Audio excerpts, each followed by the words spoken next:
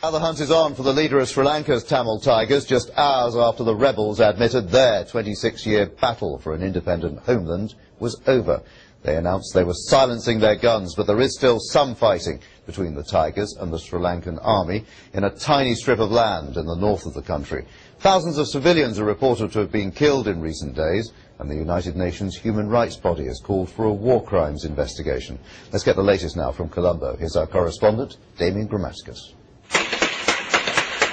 It looks almost apocalyptic. The scene of the final battles in Sri Lanka's war. Smoke billows over the tents where 50,000 civilians had been trapped alongside the last Tamil Tiger fighters. The army's victory has come at a heavy price. 250,000 Tamil civilians were trapped alongside the fighters as they retreated. The army says these were among the last to get out, 30,000 in the past 24 hours, wounded, starving and shell-shocked. Ahead of them, government camps where they will be held behind barbed wire. The government has consistently understated the number of people coming out. In turn, the preparations are understated. We now will have 250,000 people, 4 times the number of people that were there just a few weeks ago. In the capital, celebrations. One of the world's most vicious conflicts is ending. Street parties erupted in Colombo.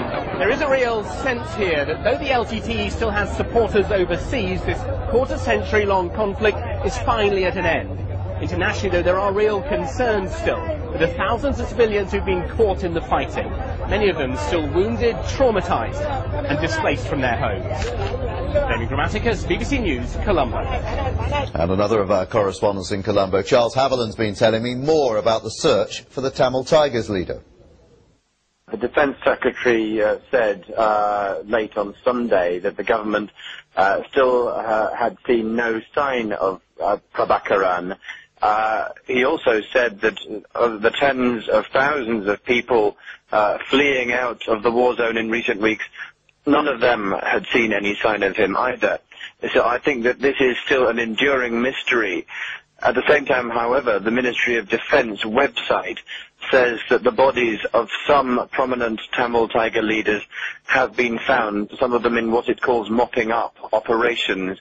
It's not clear how they might have died, but these include the eldest of Prabhakaran's children, Charles Anthony, their political head, Nadesan, the head of their peace secretariat, Puli Devan, and a military leader called Ramesh.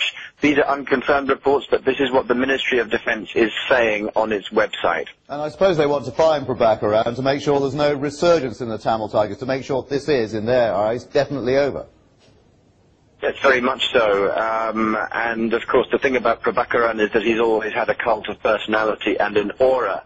So in the feverish atmosphere here of rumour and counter-rumour, one thing that's being said is that, of course, there's nothing that he would wish more than for his body not to be found, whether he would escape or commit suicide or whatever. So I think that the government here will be anxious to try and secure his capture. At the moment, people are waiting to see whether that happens, whether that can be secured indeed. Well, Sal,